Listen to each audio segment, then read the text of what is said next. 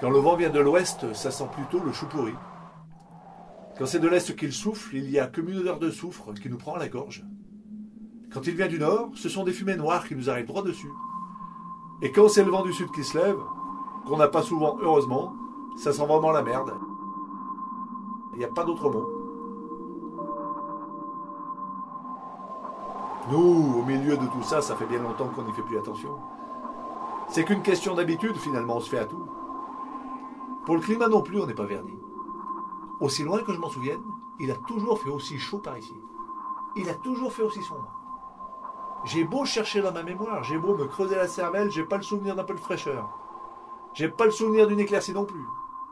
Pas le souvenir d'une trouée dans cette chape grise qui nous tombe dessus certains jours et nous laisse dans le brouillard du matin au soir. Forcément, c'est pas sain comme environnement. Les enfants sont pas lots, les vieillards sont pas bien vieux, on fait d'ailleurs pas toujours la différence entre les deux. Moi, en tout cas, je finirai pas ma vie ici, c'est sûr. Un jour, j'irai voir ailleurs. Même si on dit que c'est partout pareil. Même si on dit qu'il y a des endroits où c'est encore pire. J'ai beau faire des efforts d'imagination, j'ai du mal à y croire, ça.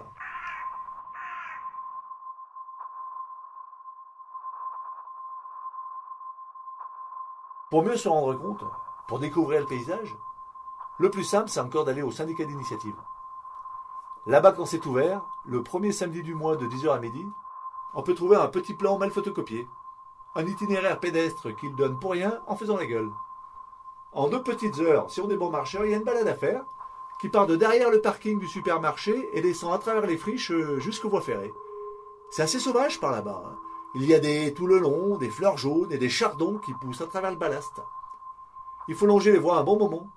Avec un peu de chance, on peut voir passer un train de marchandises.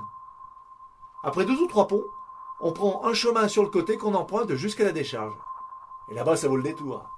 C'est le grand restaurant des mouettes et des goélands qui viennent de loin pour goûter la cuisine locale. Et puis on poursuit par une petite route qui nous mène à la station d'épuration. C'est à voir aussi, hein, au moins une fois dans sa vie, c'est assez impressionnant ce grand bouillon. De là, on s'engage sur un sentier à travers les ronces, les orties. Tout est balisé. On ne peut pas se tromper. On traverse des taillis au sol, jonchés de vieux bidons, de tessons, de bouteilles et autres détritus divers. C'est là-bas d'ailleurs que récemment, j'ai trouvé un pot d'échappement en parfait état et un vieux bidet à peine écaillé. Le chemin continue, ça grimpe un peu sur la fin et on arrive au sommet d'une butte qui surplombe les alentours. On peut pique-niquer là si on veut, profiter du panorama, des cheminées qui fument, des enfilades, de pylônes à perte de vue, des avions qui décollent des pistes tout près d'ici, et toujours de cette odeur tenace de chou pourri. Voilà, c'est une petite balade qui permet de se faire une idée.